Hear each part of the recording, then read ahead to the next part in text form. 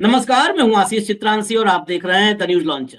Hot topic with Hemant Atri. लाइए हेमंत जी को screen पर। स्वागत है हेमंत भाई आपका।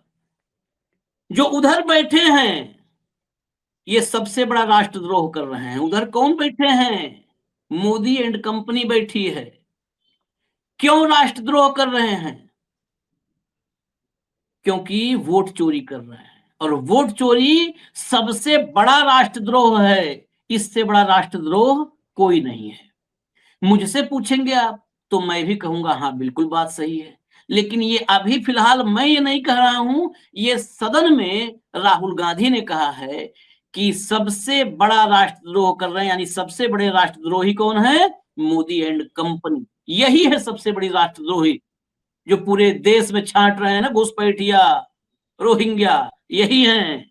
बिरला के सामने ज्ञानेश के खिलाफ राहुल गांधी ने सबूतों की झड़ी लगा दी कि ये ज्ञानेश कैसे मोदी एंड मिस्टर शाह, यही बोला mister Shah, prime minister and mister Shah, इनके हाथों की कठपुतली कैसे बना हुआ है, कैसे ये गठजोड़ बना हुआ है। एक नए तरीके का गठबंधन है ये। चुनावी लोकतंत्र में एक नए तरीके का गठबंधन है जहां पर एक पॉलिटिकल पार्टी एक कॉन्स्टिट्यूशनल बॉडी के साथ गठबंधन कर लेती है। नहीं तो पॉलिटिकल पार्टी से गठबंधन करती थी। यहां गठबंधन ही कुछ अजीब है। और ये गठबंधन अगर हो जाए तो आप समझ लीजिए कि चुनावी लोकतंत्र सिर्फ और सिर्फ एक दिखावा है, एक पाखंड है और कुछ नहीं है। सदन में साहेब, शाह और ईसी आज सबको घसीटा राहुल गांधी ने। चर्चा की शुरुआत बस सीधा अब क्लिप्स से करेंगे। मैं आपको कुछ क्लिप्स दिखा देता हूं, सुना देता हूं। राहुल गांधी की 4 क्लिप्स है, गौर से सुनिएगा। और राहुल के बाद बहुत कुछ कहने के लिए है, लेकिन राहुल के बाद निशिकांत दुबे को राहुल का जवाब देने के लिए खड़ा किया गया। आप भारतीय जनता पार्टी की गंभीरता समझिए, ये गंभीरता है या मजाक है? जो 47, 75, 76, 80 बताने लगा। अरे आज की हम बात कर रहे हैं, आज की बात कर रहे हैं।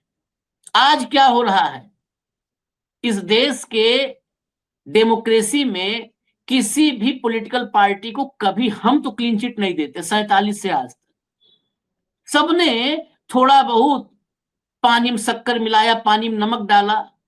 ये लेकिन पहली बार 14 के बाद हम वो दौर देख रहे हैं जब पानी गायब है, सिर्फ नमक मुट्ठी भर झोंक दिया जा रहा है, मिर्ची झोंक दी जा रही है और भर के गिलास आपके मुंह में शक्कर डाल दी जा रही है।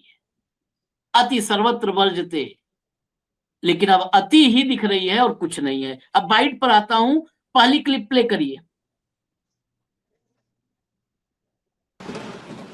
And I'd like to conclude by saying that the biggest anti-national act you can do is vote chori.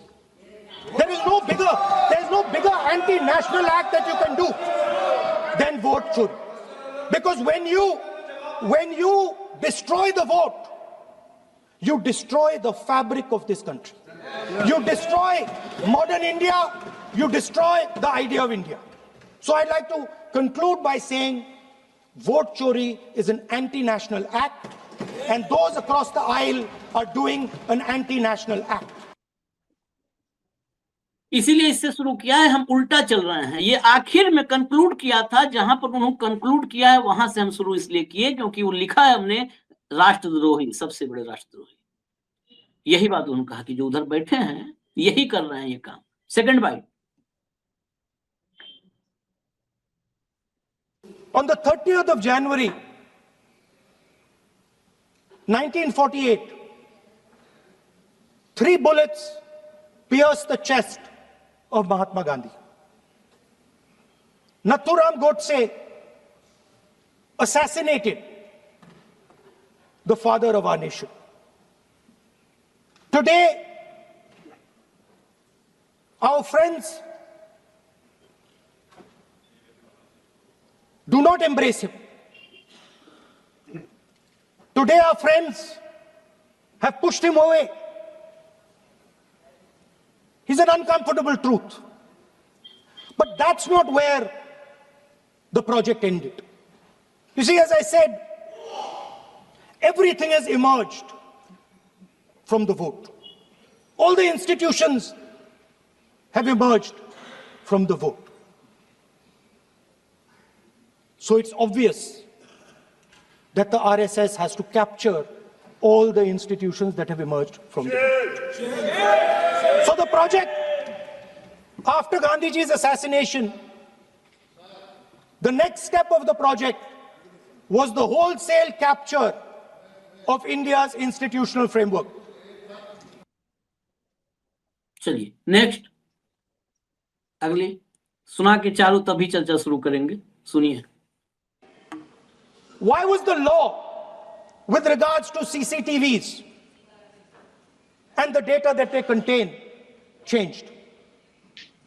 Why was a law put in place that allows the Election Commission to destroy CCTV footage 45 days after the election? What is the need? The answer given is it is a question of data. It is not a question of data. It is a question of stealing the election. Now, what is the result of this institutional capture?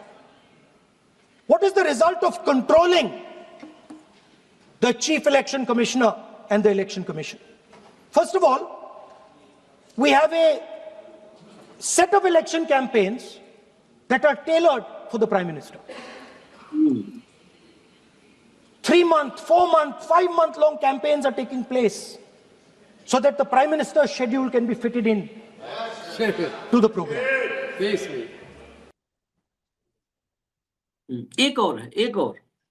एक और बातें तो भी पूरी नहीं आ पा रही है, पूरा भाषण हम लोगों ने सुना है, लेकिन फिर भी एक और. So the project of the RSS was to capture the institutional framework of the country, and I said how the education system has been captured. Vice Chancellor after Vice Chancellor after Vice Chancellor is placed not on merit, not on capability, not on scientific temper, but on the fact that he belongs to a particular organization. Second capture, which helps in destroying democracy, the capture of the intelligence agencies. We have the Home Minister sitting here, the capture of the CBI, of the ED, of the Income Tax Department. And the systematic placement of bureaucrats who favor their ideology and attack the opposition and anybody who chooses to oppose the RSS. That is the second institutional capture. And the third there are many more. I can go on. And the third institutional capture. What is this?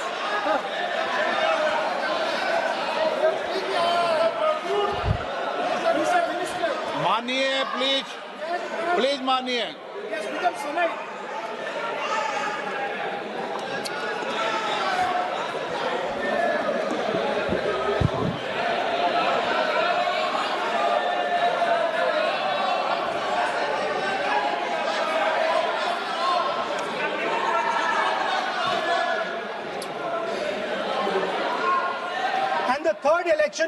The third capture of the institution that directly controls the election system of our country, the Election Commission.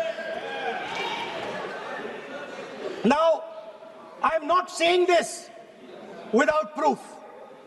I have put forth adequate proof about how the Election Commission is colluding with those in power to shape the elections. गठबंधन के सारे सबूत हैं और सब सबूत रखे गए, सारे सबूत रखे गए, लेकिन एक और इसका जवाब देने के लिए निशिकांत दुबे को, मतलब ये बड़े शर्मनाक है एलओपी को जवाब देने के लिए किसको खड़ा किया गया, वो जो न्यायपालिका को, चीफ जस्टिस को गाली देता है. जब सुनाइए, एक झलक खाली सुना दीजिए, बाकी बहुत बातें चर्चा में भी लाएंगे. एक झलक सुना दीजिए. हाँ, हम आरएसएस के हैं. हम आरएसएस के हैं. मुझे गर्व है कि हम आरएसएस के हैं. और आरएसएस के इसीलिए हैं कि रीन है शरीरों में, ऋण है शहीदों का मगर कैसे चुकाएंगे, ऋण है शहीदों का मगर कैसे चुकाएंगे, लहू की जब तक बूंद है तब तक तिरंगा लहराएंगे। यही आरएसएस का मापदंड है और यही हमारा विषय है। सुनिए, इसीलिए लाए थे ऋण। अगर पहले तो हम ऋण समझ नहीं पाए, हम कहे ऋण इनके लहू में, ऋण साबुन है। अभी तक सिंदूर तो सुने थे कि ऋण है हमारे ऊपर, ऋण है। तो हम पहले कहे थे कि लहू में सिंदूर है। सिंदूर तक तो हमको समझ में आया कि लहू में सिंदूर मान लिया बह रहा है, बहुत गर्मी है। लेकिन ऋण हम समझ नहीं पाए कि ऋण साबुन काहे को है। भाई ऋण आप भी सुने होंगे, ये दरअसल ऋण बोल रहे थे, ऋण। तो ऋण को बता रहे थे कि ऋण है। हम कहे भाई ऋण साबुन से ये क्या धुलने वाला है आदमी आज, ऋण है। और उस आदमी ने कहा कि लहू का कतरा, एक एक कतरा जब तक रहेगा तिरंगे के लिए रहेगा। और गर्व किस पे? संघ पे। देश को वाकई ये निरा मूर्ख समझ लिए हैं। जिस संघ ने उस तिरंगे को 52 साल एक्सेप्ट नहीं किया, ये कह रहा है खून का एक एक कतरा है क्योंकि हम संघी हैं और तिरंगे की रक्षा करेंगे। अरे तिरंगा अपनाया नहीं, आज भी मजबूरी में तिरंगा लहरा रहे हैं। सब 2 युवक, शायद 2002 था, नागपुर में संघ के मुख्यालय पे तिरंगा फहरा दिए थे, तो एफआईआर हुई थी, एफआईआर करवा दिया था। तिरंगा फहराने पर एफआईआर। आज घर घर तिरंगा कर रहे हैं। हिपोक्रेसी, हिंदी में दोगलापन। कभी भी आपको इसकी परिभाषा समझनी हो, कुछ नहीं, एक फोटो देख लीजिए समझ में आ जाएगा। अब चलते हैं हेमंत जी के पास। हेमंत भाई, ये आपने देख ही लिया इतने सबूत, लेकिन इस सब का कुछ निष्कर्ष, कुछ हल इससे होगा? आप वहीं पर, मैं देख रहा हूं संसद में ही जितने लॉजिकल, मनीष तिवारी से शुरू हुआ, मैंने मनीष तिवारी को भी आज सुना। आपने कहा ना कि आप अकेले बोझ में रहते हैं, तो मैंने आज मनीष तिवारी को सुना, राहुल गांधी को सुना। एक एक फैक्ट रखा और वर्तमान की बात कर रहे हैं, और ये तत्काल नेहरू भाग जाते हैं। कहां इस देश को समझ में आएगा, कुछ होगा भला? आशीष भाई नमस्कार, आपको, सारे दर्शक साथियों को भी। देखिए, बेहद गंभीर चर्चा को आपने गड़बड़ कर दी इन नमूने को ला करके बीच में। इसको सेकंड स्लॉट में पटक देते तो ज्यादा नहीं, ये मतलब यही नमूने तो राज कर रहे हैं। इसने क्या कहा क्या नहीं कहा, मैं इसको एक लाइन में समेटना चाहूंगा। इसने क्या कहा क्या नहीं कहा, उसको सारे को स्वीकार करो या अस्वीकार करो, ये तो मैं दर्शकों पर, देशवासियों पर छोड़ता हूं। मैं तो आरएसएस के शहीदों के नाम जानना चाहता हूं। अगर ये निशिकांत दुबे बता दे, मोदी जी बता दे, अमित शाह बता दे, मोहन भागवत बता दे, तो मेरे ज्ञान में इजाफा हो जाएगा, मैं उनका ऋणी भी रहूंगा। आरएसएस के शहीदों के नाम बता दे, उतना मेरे लिए बहुत है। अब गंभीर चर्चा पे आते हैं, ये विषय बहुत गंभीर है। 28 मिनट का आशीष भाई भाषण दिया राहुल गांधी, और 28 मिनट में ये जो 11.5 पौने साल का जो विजय रथ चल रहा है पूरे देश में, उसकी पोल खोल के और पूरे के पूरे खेल को उधेड़ के रख दिया। और 28 मिनट में मैंने केवल 7 लाइन पकड़ी, 7 लाइन। वहां से शुरू करें क्योंकि आपने उसमें दिखाया 4 वीडियोस के अंदर। क्या मुद्दा है, इन्हीं की बात पर आ जाइए। इन्होंने मुद्दा क्या कहा कि बेसिकली वोट चोरी का मुद्दा था। चुनाव सारे के सारा विपक्ष 1 और 2 तारीख को उन्होंने संसद में जिस तरीके का प्रतिरोध किया। इन भाइयों ने क्या कहा, क्योंकि संसद तो चलाई नहीं थी, तो इन्होंने क्या किया कि साहब हम चुनाव सुधारों पर चर्चा करवाएंगे, एसआईआर पे नहीं कराएंगे, वोट चोरी पे नहीं कराएंगे। तो इन्होंने उसकी कैप्शन बदल दी, उसका मास्ट बदल दिया। ठीक, तो राहुल गांधी ने, आपने कहा ना कि इससे निकलेगा क्या। सबसे बड़ी प्रॉब्लम होती है लोगों को बहुत संक्षेप में अपनी बात समझा पाना, और ये बात मुझे कहने में कोई संकोच नहीं है कि राहुल गांधी ने आज 28 मिनट के भाषण में पूरे इशू को समझा दिया। वोट सुधार पे ही बात आ जाओ, चोरी पे बाद में आ जाएगी। वोट सुधार पे उन्होंने क्या कहा, केवल 4 लाइन उन्होंने कही कि सारी चीजें ठीक हो जाएंगी, जवाबदेही क्लियर हो जाएगी, ट्रांसपेरेंसी हो जाएगी। आप हमारे हर एक पॉलिटिकल पार्टी को, कांग्रेस को नहीं, हर एक पॉलिटिकल पार्टी को मशीन रीडेबल वोटर लिस्ट दे दीजिए चुनाव से 1 महीना पहले। बात जायज है कि ना जायज है? 100% जायज बात है। चुनाव तो पारदर्शी है भाई साहब, अकाउंटेबल है, ट्रांसपेरेंट है, तो वोटर लिस्ट की दो दे दीजिए। दूसरा उन्होंने कहा, चुनाव सुधार की बात कर रहा हूं, आपने कहा क्या निकलेगा। दूसरी बात उन्होंने क्या कहा कि जो सीसीटीवी की फुटेज नष्ट करने का नियम बनाया आपने 45 दिन का, उसको तत्काल वापस लीजिए। सीसीटीवी की फुटेज नष्ट क्यों की जानी चाहिए, बता दीजिए। अगर आपने करोड़ों अरबों रुपया खर्च किया है कैमरे लगाने पर, सीसीटीवी फुटेज जुटाने में, उसको खत्म क्यों कर देना चाहिए, बता दीजिए। तीसरी उन्होंने बहुत महत्वपूर्ण बात कही कि जो वोटिंग मशीन है उसका पूरे का पूरा आर्किटेक्चर समझाइए पूरे अपोजिशन को कि वो काम कैसे करती है। वही बात मनीष तिवारी ने भी कही थी आज, ठीक, कि सोर्स कोड किसके पास है, क्या है, उनके सवाल का जवाब आज तक उनको संसद में भी नहीं मिला, बाहर भी। तीसरी महत्वपूर्ण बात है, उस पर कोई उन्होंने उंगली नहीं उठाई। उन्होंने कहा कि इसका आर्किटेक्चर समझा दीजिए, हमें मशीन तक हमारी एक्सेस दीजिए। और चौथा उन्होंने बहुत सिंपल सी बात कही कि जो चुनाव आयुक्तों को आपने इम्यूनिटी दी है कि उनके कार्यकाल के ऊपर कभी कोई कार्रवाई नहीं होगी, इस कानून को वापस ले लीजिए। तो ये चुनाव सुधार है या नहीं चारों, आप बता दीजिए। और इनको करने में किसी ईमानदार सरकार को क्या दिक्कत होगी? आपने, चूंकि आपने स्लग बदला, स्लग था क्या, वोट चोरी का। आपको लगा यार वोट चोरी पे तो बड़ी बेइज्जती महसूस हो जाएगी, तो आपने उसको चुनाव सुधार कर दिया। तो अगले ने चुनाव सुधार के 4 सुझाव दे दिए, कर दीजिए लागू। इसमें तो किसी को भी आपत्ति नहीं होनी चाहिए, किसी को भी आपत्ति नहीं होनी चाहिए। और फिर उन्होंने इस सुझाव को देते हुए एक लाइन और कही जो सबसे महत्वपूर्ण है। उन्होंने कहा कि मुझे पता है कि आप लोग ये नहीं करोगे, इम्यूनिटी वापस नहीं लोगे चुनाव आयुक्तों की। याद रखिएगा, चुनाव आयुक्तों को आगाह किया उन्होंने कि छोड़ेंगे नहीं, इम्यूनिटी का कानून सबसे पहले हम वापस लेंगे और तुम्हें ढूंढ निकालेंगे।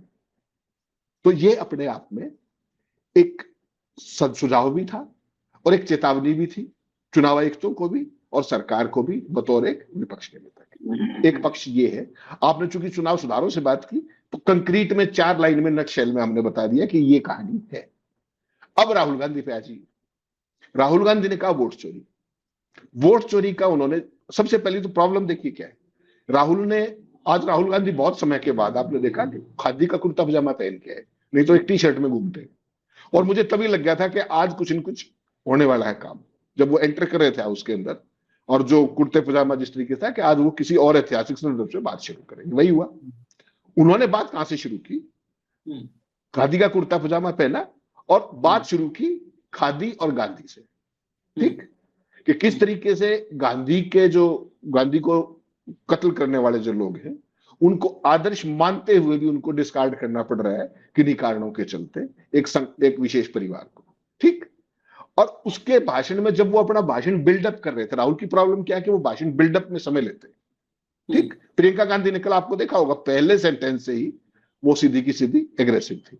ये अपना भाषण बिल्डअप करते हैं, हर एक आदमी का अपना स्टाइल है। 12वीं मिनट में आते आते आपने चेयर का चेहरा देखा था, बिड़ला साहब कितने भयंकर उत्तेजित थे। मैं तो हैरान रह गया, मगर कुछ हो ना जाए, कितना ज्यादा तनाव में थे वो। अरे भाई, आप तो चेयर पे बैठे हो, सरकार जाने विपक्ष जाने, आपका क्या मतलब, आप तो रिलैक्स रहिए। तो वो उत्तेजित हुए। उसके बाद रिजिजू साहब की हालत देख लेते कि साहब हम तो चुनाव सुधारों पे बात कर रहे हैं, ये क्या बात कर रहे हैं इंस्टीट्यूशनल कैप्चर की। दिक्कत आरएसएस के जिक्र से थी, दुनिया की सबसे बड़ी एनजीओ है, उसकी बखियां उधेड़ रहे थे राहुल गांधी कि हर इंस्टीट्यूशन को कैप्चर करने का प्रोजेक्ट चल रहा है 1948 से, उस चीज को उधेड़ रहे थे। अमित शाह बैठे बैठे अपने सुन रहे थे आराम से, रिजिजू पूरा अपने आप को नंबर बनाने की फिराक में। ये सारी शुरुआत यहां से हुई, यूनिवर्सिटी से बात शुरू हुई। और सीधी बात कहां आई? सीधी बात आई वोट चोरी के ऊपर। और उन्होंने क्या कहा कि मैं बिना सबूतों के नहीं बोल रहा, सबूत दिए हैं, बार बार दिए हैं, और चुनाव आयोग की मिली भगत के सीधे 3 सवाल पूछे उन्होंने। सबूतों पे भी आऊंगा, 3 सवाल बिल्कुल ब्रीफ, फोकस्ड। उन्होंने कहा पहला तो आप ये बताइए कि जो सिलेक्शन पैनल है इलेक्शन कमिश्नर और सीईसी का, जब सुप्रीम कोर्ट का ऑर्डर था कि इसमें सीजीआई होने चाहिए, तो आपने उसको बाहर क्यों किया? पहला सवाल था उनका। अगर आप निष्पक्ष और पारदर्शी चुनाव चाहते हैं, सीजीआई सुप्रीम कोर्ट का ऑर्डर था, आपने उसको बाहर क्यों किया? पहला। फिर उन्होंने कहा कि जो देश के संविधान में निर्देश के प्रधानमंत्री ने किसी ने नहीं किया, वो आपने मोदी जी क्यों किया 2023 में, कि चुनाव आयुक्तों को आपने इम्यूनिटी दी। और तीसरा सवाल उन्होंने ये पूछा कि सरकार ने जो ये सीसीटीवी फुटेज थी, इसका रूल क्यों बदला, कारण बता दीजिए, स्पेसिफिक टू द पॉइंट। और फिर अमित शाह को टारगेट करते हुए उन्होंने कहा कि देखिए सुप्रीम कोर्ट चाहता था कि सीजीआई बैठे, आपको सीजीआई से क्या आपत्ति है, बताइए, सरकार से पूछे। और कहा कि मीटिंग में बैठते हैं, उधर अमित शाह और मोदी होते, इधर मैं अकेला होता हूं, तो मेरी तो कोई सुनवाई नहीं, बहुमत का है, तो क्यों निकाला आपने उसको सीजीआई को? जवाब बता दीजिए, जवाब है ही नहीं। उसमें तो ये है कि हमने कानून बना दिया, सुप्रीम कोर्ट ने कहा था, हमने कानून बना दिया। तो बेसिकली आशीष भाई क्या है कि आज की उसको अगर कोई समझे बहस को सारगर्भित, मैं 28 मिनट पे नहीं जा रहा हूं, क्योंकि हमने दोनों ने सुना, पूरा कायदे से उसको एनालाइज किया, चुनाव आयोग की छोटी मोटी समझ भी है।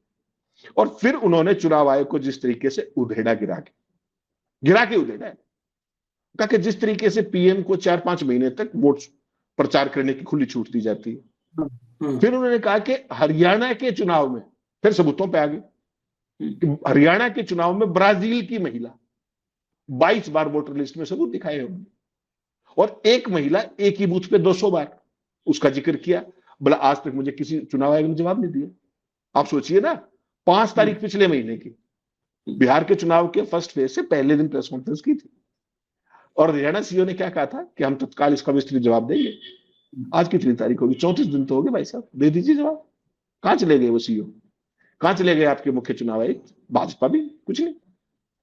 तो सारे सबूत एक के बाद एक उन्होंने रखते हुए सारे रख दिए, और फिर वो सीधी बात पे आए, एसआईआर। उन्होंने कहा कि बिहार में आपने एसआईआर करा दिया? पूछा अमित शाह से, करा दिया ना आपने? 1,20,000 डुप्लीकेट वोटर आज भी कैसे हैं? सीधा पूछा उन्होंने। फिर उन्होंने कहा कि आपका जो ये चुनाव जीतने का जो रथ है, विजय रथ अभियान है, ये मध्य प्रदेश में भी ऐसे ही था जैसे हरियाणा में, ऐसे ही यूपी में था, ऐसे ही बिहार में है, और ऐसे ही महाराष्ट्र में था। और इसलिए ये सबसे बड़ा राष्ट्र विरोधी काम आप पूरे देश में कर रहे हैं। जो एंटी नेशनल काम जहां उन्होंने खत्म किया ना, वो बात थी कि जो लोग उस पार बैठे हैं वो सारे के सारे एंटी नेशनल तरीके से चुनाव चोरी करके, वोट चोरी को सबसे बड़ा अपराध लोकतंत्र का बताते हुए उन्होंने कहा कि आप लोग ये सब कर रहे हैं, और संघ परिवार की कायदे से बखिया हो गई। अमित शाह जी को बताया कि आपने एक एक एजेंसी को इस तरीके से कैप्चर कर लिया है, अधिकारियों की पोस्टिंग जिस तरीके से की जाती है, वाइस चांसलर्स को जिस तरीके से लगाया जाता है, तो इनका जो पूरा मोडस ऑपरेंडी है, उस पूरे को मैंने 3 सेगमेंट्स में, जो राहुल गांधी ने बताया था 28 मिनट में दर्शकों की सुविधा के लिए जिन्होंने ना देखा हो, आज का भाषण जो है वो कंप्लीट फैक्ट्स के ऊपर था। कोई लफाजी उसमें नहीं, किस तरीके के आरोपबाजी नहीं। ये वो चीजें हैं जो ना केवल पब्लिक डोमेन में है, बल्कि सारी की सारी चीजें या तो जुडिशरी से ऑथेंटिकेटेड है। भाई सीजीआई को शामिल करने का काम तो सुप्रीम कोर्ट ने ऑर्डर किया था ना, ठीक। और जितने वोट चोरी के कागज है वो सारे वो पब्लिक डोमेन में दिखा चुके हैं। और सच्चाई ये भी है कि किसी का जवाब नहीं आया। किस तरीके से सीसीटीवी फुटेज का कानून बदला गया वो आज तक किसी को समझ में नहीं आया। क्यों बदला गया ये समझा दीजिए। तो पूरी सरकार शोर मचाना एक बात है, राहुल गांधी को 4 बार डिस्ट्रैक्ट करने की कोशिश की गई हाईएस्ट लेवल से, ठीक। उसके बावजूद भी वो डिस्ट्रैक्ट नहीं हुए, वो फोकस्ड रहे, और उन्होंने जो बखियां उधेड़नी थी वो उधेड़ी कायदे से। और अब आप एक चीज मान के चलिएगा, आपने 11.5 साल में और आज में एक अंतर देखा होगा इस सेशन के अंदर खासतौर पर। कभी भी इस देश में बड़े से बड़े इशू आए आशीष भाई, इन्होंने किसी मुद्दे पे चर्चा नहीं होने दी कभी, किसी भी मुद्दे पे। चाहे चाइना का इंक्लूजन था लद्दाख के अंदर, चाहे वो अपने पेगासस था, दुनिया भर की चीजें, नोटबंदी थी, फलाना था, किसी पे नहीं। इस बार ये पहली बार मजबूर हुए हैं वोट चोरी पे चर्चा कराने की, चाहे नाम बदल के। तो कुछ मौसम बदला हुआ है, और जब मौसम बदलता है तो परिस्थितियां देखिए। कल प्रियंका ने सदन में, इसी सदन के अंदर, लोकसभा के अंदर, प्रधानमंत्री के अर्ध सत्य और संपूर्ण झूठों को जिस तरीके से बेनकाब किया, और आज जिस तरीके से 24 घंटे भी नहीं बीते थे, आज राहुल गांधी ने जिस तरीके से वोट चोरी के पूरे प्रोजेक्ट को उधेड़ा, आरएसएस को उधेड़ा, और सारी चीजों को ब्लैक एंड व्हाइट में रखा, तो उससे सरकार कुछ भी करती रही, निशिकांत दुबे वगैरह नौटंक कुछ भी करवाते रही, आपको फर्क नहीं पड़ता। लेकिन और ना वो राहुल गांधी का कभी जवाब देने के लिए पैदा हुआ है। वो क्या कह रहा था, हमारे आरएसएस के लिए क्या है, इससे भी बड़े वाला था एक, आप भूल जाते हो। आरएसएस का एकलव्य था एक, पता करिए जरा कहां है वो। गुड़गांव है, फार्म हाउस में है, किसी के प्राइवेट में, जबकि वो संवैधानिक तौर पर एंटाइटल्ड है ना मकान के लिए जब तक वो जिएंगे। तो जो आरएसएस के जो स्वयं सेवक है, आरएसएस के जो एकलव्य है, ये उनसे बड़ा एकलव्य नहीं है। तो वो कहां है जरा पता कर ले। तो ज्यादा आरएसएस के बोझ के ज्यादा नीचे दबने की जरूरत नहीं है, तथ्यों पे बात कर ले तो ज्यादा ठीक रहेगा। वरना आने वाले दिन, आज की बहस ये बता रही है कि आने वाले दिन इनके लिए चुनौती वाले होंगे। दरअसल यहाँ पर वैल्यूएबल कौन है, कीमती कौन है, तो उस वाले एकलव्य से ये वाला ज्यादा कीमती है। इसकी कीमत बहुत है, बहुत उपयोगिता है, इसलिए ये उससे मैं स्ट्रांग मानता हूँ। एकलव्य भले हो कोई अपने आगे टाइटल कुछ भी लिख ले, लेकिन वो महत्ता कितनी है, किसकी वैल्यू कितनी है, उसको हम समझते हैं। अब मैं जिस बात पे आ रहा हूं, मुझे बहुत सारे लोग कह सकते हैं कि यार निगेटिव सोचते हो, नकारात्मक सोचना मजबूरी है।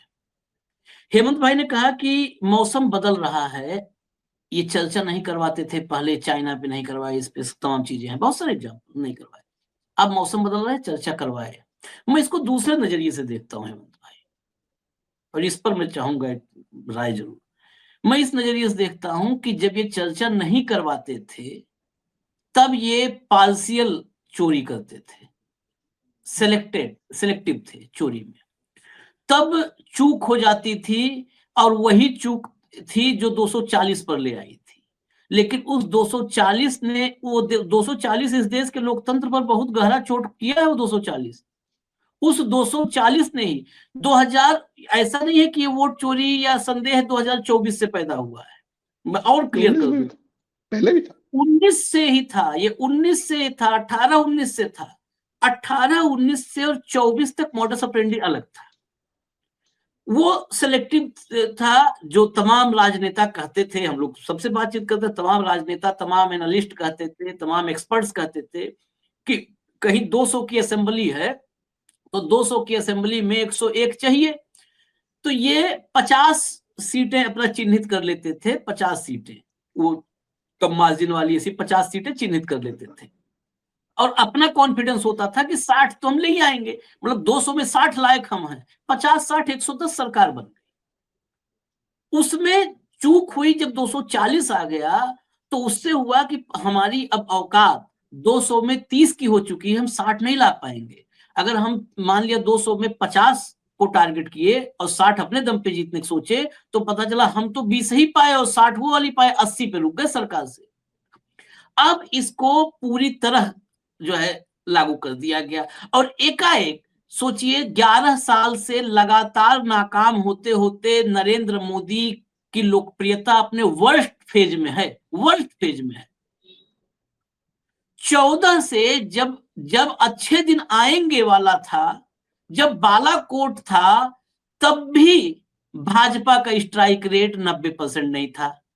ये मेरे सवाल से जुड़ा हुआ है, मैं दर्शकों को कहूंगा इसको सोचिएगा आप, तब भी नहीं था 90% स्ट्राइक रेट, तब भी 60, 65, 52, 55% स्ट्राइक रेट पर सरकार बना लेते थे, 55-60% स्ट्राइक रेट, 90% नहीं था।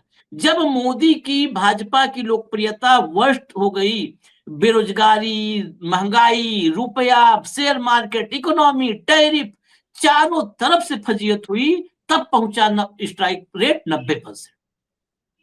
ये चर्चा इसलिए हो रही है कि अब तुम कोई चर्चा कर लो, अब कोई चर्चा कर लो। ये चर्चाओं से कब घबराते थे? जब ये था कि चलो हम 60 सीट जीतने की हमारी औकात है, तो 60 जीते, वो 60 की औकात 20 पे ना जाए, दुनिया के सामने हम एक्सपोज ना हो। तो जब तक कहते ना हम लोग के गांव में कि नंगई पे उतारू हो गया, तब था कि ना अपना 60 मेंटेन रखना है, 50 और ले आना है। अब तो सारा हमारा है, जाओ कर लो एक्सपोज, कर लो एक्सपोज। हमारे एक कहावत है, नंगे से भगवान हारा है।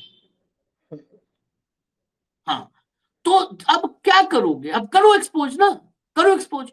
तुम हंसियक शादी करोगे, हम खुरपी गीत गाएंगे। वहां पर क्या हो रहा है, इसीलिए निशिकांत को सुनाने का मोटिव था मेरा।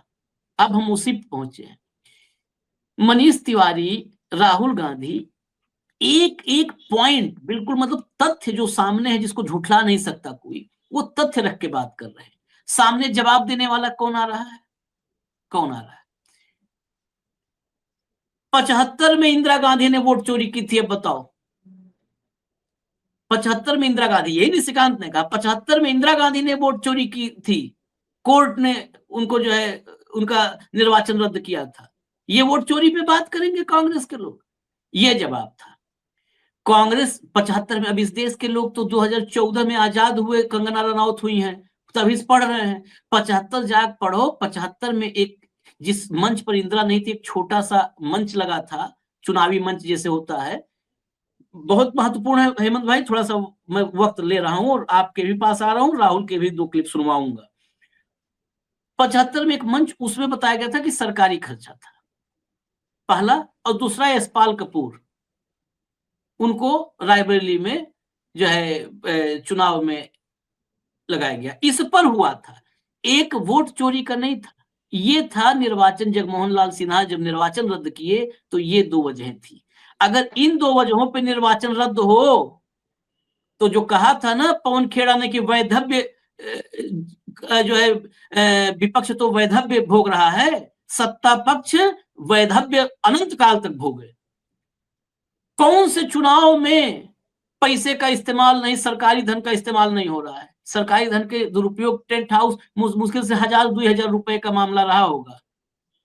वो टेंट हाउस का छोटा सा मंच था उस जमाने में, 75 में 500 रुपए का मामला रहा होगा, निर्वाचन रद्द हुआ था। आज वही बात राहुल ने कहा कि एक पूरा बनाया जाता है 4-5 महीने का शेड्यूल। उस शेड्यूल को कौन बनाता है? उस शेड्यूल में होता चुनाव प्रचार है और खर्चा सरकार का होता है ना हेमंत भाई? बिल्कुल बिल्कुल।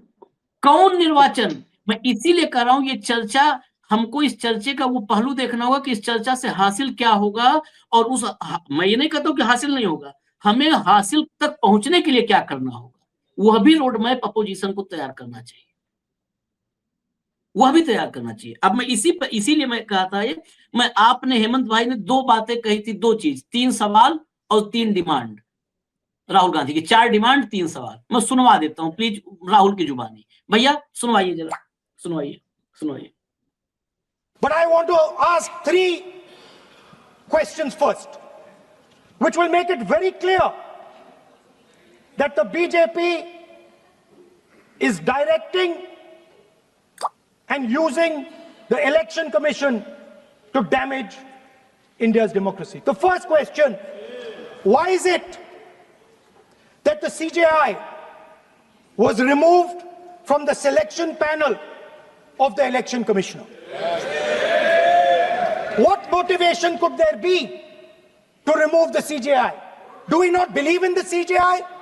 Of course we believe in the CJI. Why is he not in that room? I sit in that room. It is so-called a democratic decision. On one side, Prime Minister Narendra Modi and Mr. Amit Shah. On the other side, the leader of the opposition. I have no voice in that room. What they decide is what happens. So the first question, why is the Prime Minister and Amit Shah so keen on choosing exactly who the Election Commissioner is going to be? Second question, and even more devastating question, no Prime Minister has done this in the history of India. In December 2023, this government changed the law. They changed the law to make sure that no election commissioner could be punished for any action they take while they are election commissioner. Yes. Immunity. Why would the Prime Minister and Home Minister give this gift of immunity to the election commissioner? Why would they need to give this tremendous gift that no Prime Minister has given ever before to the election commissioner? Yes. Mr. Shah is looking into the ceiling. Maybe he will answer this question when he speaks. And finally, why was the law with regards to CCTVs and the data that they contain changed? Why was a law put in place that allows the Election Commission to destroy CCTV footage 45 days after the election? What is the need? The answer given is it is a question of data. It is not a question of data. It is a question of stealing the election. चलिए, सुन लिया आपने 3। अब 3 demand भी सुन लीजिए। ये 4 demand बहुत simple है। अगर चुनाव सुधार की मंशा हो ना तो दंड से कर दो। सुना दीजिए भैया। How? When we are talking about electoral reform. Electoral reform is very simple. The point is, nobody wants to do it. The government doesn't want to do it. What does electoral reform require? What we've been saying. Number 1, give machine-readable voter lists to all political parties 1 month before the election. That's the first step. The second step is take back the law that allows the destruction of CCTVs, CCTV footage. Very simple, not difficult. While you're doing that, also tell us what is the architecture of the EVM. Give us access to the EVM. Let our experts go and see what is inside the EVM. Till today, we have not had access to the EVM. We are not shown the architecture of the EVM. We're not physically allowed to go and see an EVM. Give us the architecture. Give us access to the EVM. And finally, please change the law that allows the election commissioner to get away with whatever he wants to do. That's all the electoral reforms you need. And I want to assure the election commissioner that they might be under the impression that this law lets them get away with it. Let me remind them, don't worry, we are going to change the law and we are going to change it retroactively and we are going to come and find you. Right? So this is the situation that the country is faced with. चलिए, तो सुन लिया final comment आपका। कहाँ खोजोगे? राजीव कुमार को तो खोज ही नहीं पा रहे हैं, कहाँ खोजोगे भैया? नहीं आशीष भाई देखिए, सरकार जब किसी को छुपाने पे आती है तो लंबे समय तक छुपा सकती है, और जब कोई और भी आएगा, सरकार बदलती है तो जब ढूंढने पे आती है तो ढूंढ भी तुरंत लाती है, ये भी ध्यान रखिएगा। तो भागने की जगह कम पड़ जाती है अगर सरकार शिद्दत से ये चाहे। और आज एक बात और याद दिला दूं चलते चलते आपको, इस पूरे नैरेटिव का इनको पता था ये होने वाला है, तो आज इन्होंने खेल क्या करने की कोशिश की। सुबह सोनिया गांधी डाइवर्जन के लिए जो करते, सुबह सोनिया गांधी को नोटिस आया कोर्ट का, एक जन्मदिन है उनका आज 79। दूसरा, अनिल अंबानी के बेटे पे सीबीआई की रेड चल रही है, ध्यान रखिएगा। ये तो कोशिश है डाइवर्जन की, लेकिन जो ये चीज आपने राहुल गांधी को दिखा दी सारी की सारी, आज मुझे लगता है ये कुल 8 लाइनें ही इस देश के साथ आर्टिकुलेट की जानी चाहिए कि ये चीज, ये बीमारी ये है और उपचार ये कर सको तो ठीक है, नहीं तो मान लो हम चोर है। इतनी सी कहानी है आशीष भाई। बाकी मुझे लगता है कि आपने बिल्कुल ठीक कहा कि ये क्या करेंगे नहीं करेंगे, तो समस्या को मानने को तैयार नहीं। चुनाव वोट चोरी को मानते कहाँ, वो तो चुनाव सुधार पे चल पड़े ना, तो चुनाव सुधार भी बता दिया, 4 लाइन वो याद कर दो और वो लागू करवा दो, बात ही खत्म होगी। इससे बेहतरीन चुनाव सुधार हो नहीं सकते जिसका जिक्र राहुल गांधी ने किया। बाकी मोदी जाने और उनका काम जाने। चलिए, करवाना तो पड़ेगा, नहीं तो फिर लोकतंत्र तो खत्म हो जाएगा। तो इंतजार करिए, कुछ न कुछ तो रास्ता लोकतंत्र खुद ही निकाल लेगा, इसका रास्ता लोकतंत्र ही निकालेगा, क्योंकि लोकतांत्रिक व्यवस्था में इतनी ताकतें जनता को दी गई हैं कि वो अपने लोकतंत्र की हिफाजत कर सके। अब बस जनता अपने उस लोकतांत्रिक अधिकारों को समझ पाए, इतने हम कामना कर सकते हैं। और जो हम एफर्ट कर सकते हैं वो हम कर रहे हैं, आज भी कर रहे हैं, कल भी करेंगे और करते रहेंगे। धन्यवाद हेमंत भाई, बहुत बहुत धन्यवाद। नमस्कार।